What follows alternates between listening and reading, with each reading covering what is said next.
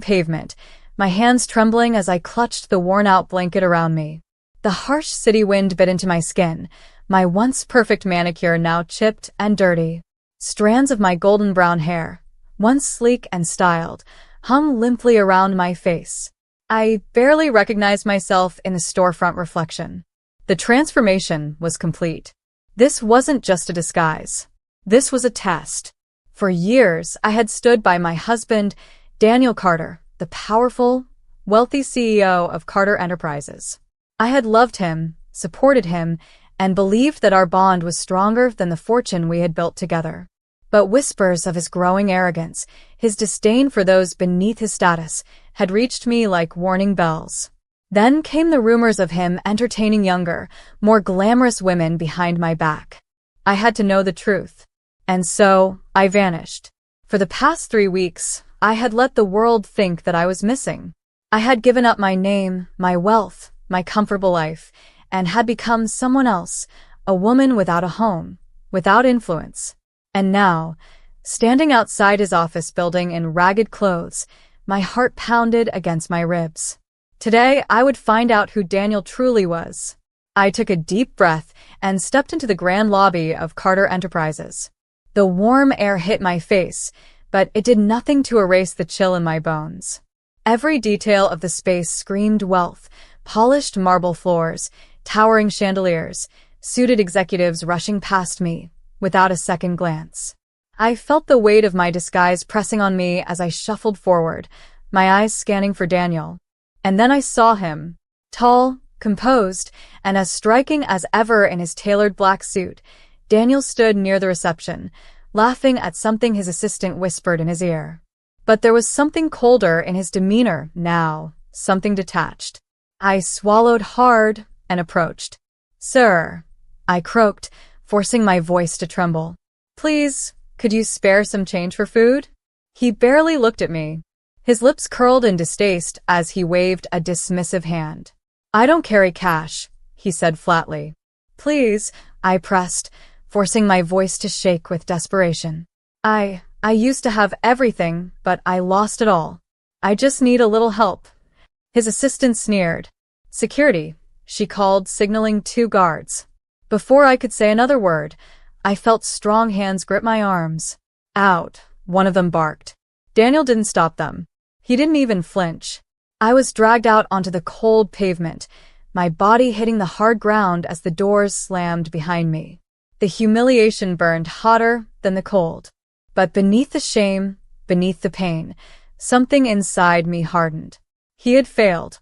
And now he would learn what it meant to lose everything. I sat on the curb, my fingers curling into fists. The ache in my ribs from being thrown out wasn't nearly as deep as the one in my heart. For years, I had been the woman standing beside Daniel at every gala, every investor meeting, every success he had. And yet, the moment I became invisible in his world, he discarded me without hesitation. But he had no idea who he had just humiliated. I had been more than just a trophy wife. I had built Carter Enterprises with him, for him.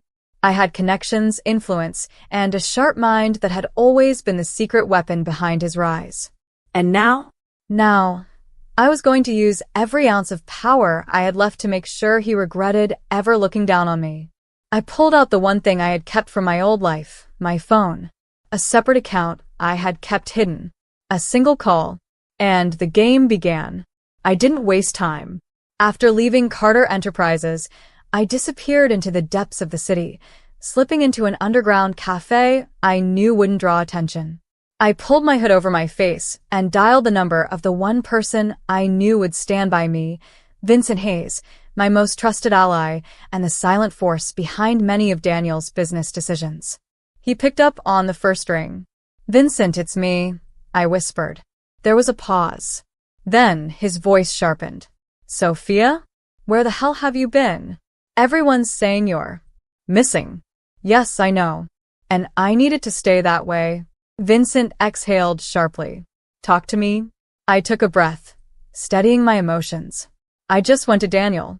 As a homeless woman. He didn't even recognize me. Didn't look twice before having me thrown out like trash." Silence stretched between us. When Vincent finally spoke, There was steel in his tone. Tell me what you need. I clenched my jaw. It's time to take everything from him. I want to see him crawl. A slow chuckle hummed through the line. Then you've called the right man. Vincent and I had been close long before Daniel even stepped into the picture. In many ways, it was Vincent who had mentored us both, guiding Carter Enterprises from a small-time startup into a multi-million-dollar empire. But unlike Daniel, Vincent had never let greed poison his morals. And now? Now he was my key to orchestrating Daniel's downfall. First, I said, voice firm, we start with his money. A week passed. Daniel had no idea what was coming for him, while he continued parading around in his high-rise office, thinking himself untouchable. Vincent and I were working in the shadows. I had spent years being overlooked as just its CEO's wife. That was his first mistake. Because while Daniel had been making deals, I had been the one reading the fine print. I knew where every skeleton was buried. Every legal gray area he had exploited. Every business move he had made that could now be used against him. I had built him, and now I was going to break him. Vincent's first strike was subtle, a quiet reallocation of assets, making sure that Daniel's liquidity slowly but surely dried up. Investors started getting cold feet. Stocks wavered. Rumors of mismanagement began circulating. Daniel had no idea why, but he was starting to feel it. And I wasn't done. I knew exactly where Daniel would be tonight, a private, high-profile charity gala filled with the city's wealthiest and most powerful. I hadn't been invited, of course, but I didn't need an invitation. I had something better. Disguised beneath a sleek black dress and a carefully styled wig, I walked into the venue with Vincent by my side. Heads turned as we entered, not because they recognized me, but because Vincent Hayes was a name that mattered. And Daniel? His face twisted in shock when he saw us. The moment our eyes met across the ballroom, his smile faltered. For a second, his brow furrowed, as if his mind was trying to place the familiarity in my features. Then his attention flicked to Vincent, and his jaw clenched. Perfect. I let Vincent lead me through the crowd, whispering in my ear about the strategic partnerships that were already shifting behind Daniel's back. The board members, the investors, slowly, they were seeing a better option. And when Daniel finally made his way to us, his mask of control was cracking. Vincent, he greeted coldly, his eyes flickering between us. I didn't realize you'd be attending with someone. Vincent smirked. Oh, didn't you hear? There's a new power player in town. Daniel's jaw twitched. And who might that be? I finally turned, lifting my chin as I met his gaze fully. Me, I said smoothly. For a heartbeat, he didn't react. His mind was still processing the shock, the disbelief. Then his face went pale. Sophia, he choked. Surprised? I asked, my voice dripping with mock curiosity. I would have expected a husband to recognize his wife sooner. The blood drained from his face entirely. The game had officially begun. The moment my name left my lips, the entire room seemed to shift. Conversations dulled, heads turned, and whispers spread like wildfire. Daniel stood frozen, his eyes locked on me as if he were staring at a ghost. I smiled, a slow, controlled smile that held no warmth. It's been a while, hasn't it, darling? His throat bobbed as he struggled to find words. You're alive? Disappointed? I tilted my head, my voice silky smooth. You seemed quite fine without me. Or did my sudden disappearance make things inconvenient for you? He opened his mouth, then closed it. His usually sharp, commanding presence was faltering, and I relished every second of it. I could see the gears turning in his head, trying to piece together how I had gone from a homeless nobody begging in front of his office to standing before him in a designer gown, arm in arm with a man he once considered an ally. Vincent clapped him on the shoulder, the gesture almost patronizing. You should really pay closer attention to the people you throw out of your office, Daniel. Daniel flinched. He knew. Before he could recover, one of the board members, Mr. Langston, approached with a knowing smirk. Daniel, why didn't you tell us Sophia was back in the picture? What a surprise. Oh, they were eating this up. I leaned in slightly, keeping my voice just loud enough for the surrounding elite to hear. "Well, I was planning to reconnect with my husband," I said sweetly. "But imagine my shock when I went to visit him last week, and he had me thrown onto the streets." Gasps rippled through the room. Daniel's hands curled into fists. "That's not." Vincent cut him off smoothly. "It is," he confirmed, taking a sip of his champagne. He didn't even recognize her. Quite tragic, really. The judgment in the room was palpable. The investors, the socialites, the very people whose opinions determined Daniel's status, were looking at him like he was nothing more than trash. This was only the beginning. The gala continued, but the damage had been done. Daniel spent the rest of the evening scrambling to control the narrative, trying to laugh off the misunderstanding, but the weight of the rumors had already started sinking him. By the time the night ended, I had already secured exactly what I needed. I turned to Vincent as we left. "Now that the seed has been planted, it's time to water it." He smirked. "With what?"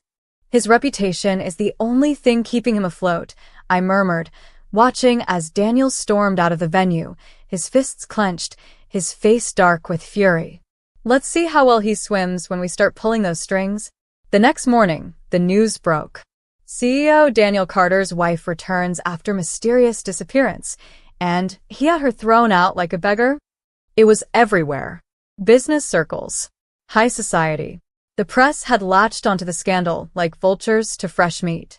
By noon, talk shows were discussing whether his marriage was a sham, whether he had abandoned me, whether I had staged my disappearance to expose his true nature. Daniel was drowning, and I was the one holding his head under. And just when he thought it couldn't get worse, Vincent and I struck the next blow.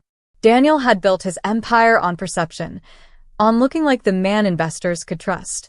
But now, whispers of unstable leadership and poor moral standing were circulating like wildfire.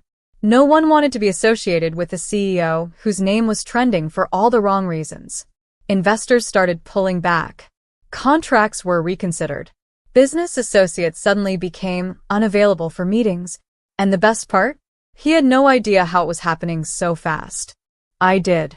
Because every legal contract, every business deal he had made, I had access to them long before I vanished. And I had made sure Vincent had copies of everything. 3 days later, Daniel showed up at Vincent's office. His suit was still perfect, but his eyes were bloodshot, and there was an edge of desperation in his usually confident posture. I sat behind Vincent's desk, waiting. The second he walked in and saw me, his face twisted into something dark. "You," he growled. I smiled. "Me?" His eyes blazed. "You're behind this?" I leaned back, crossing my legs. "Did you think I'd just vanish quietly?" "You're ruining me." I tilted my head. "No, Daniel. You ruined yourself the moment you proved to me that you were nothing without your wealth." His nostrils flared. "You think you can just take everything from me?" I leaned forward, my voice dropping to a whisper. "I'm not taking anything. I'm just making sure you experience what it's like to lose everything, the way you made me feel when you left me on the streets like I was nothing." His jaw clenched. "I'll fight you." I laughed softly. "Oh, Daniel. You lost the moment you didn't recognize your own wife." Daniel still had one thing left, his ego. He could handle financial losses. He could manage a media storm. But what he couldn't stomach, being powerless. So, I hit him where it hurt the most. The company. The Carter board was already whispering, questioning if he was still the man to lead. They needed a new face. A fresh start. And who better than the woman who had helped build it from the ground up? Vincent, and I put the plan into motion. By the time Daniel realized what was happening, it was too late. The final vote was cast. Daniel Carter was officially removed as CEO of Carter Enterprises.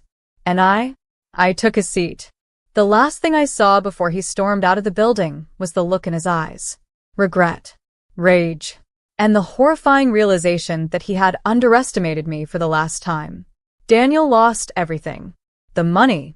The company. His reputation. And me? I walked away from it all because I never needed his wealth. I just needed to prove that I was always the strongest one. The last time I saw him, He was sitting alone in a small bar, disheveled, his expensive suit now wrinkled, his eyes hollow. I slid into the seat across from him, watching as he flinched.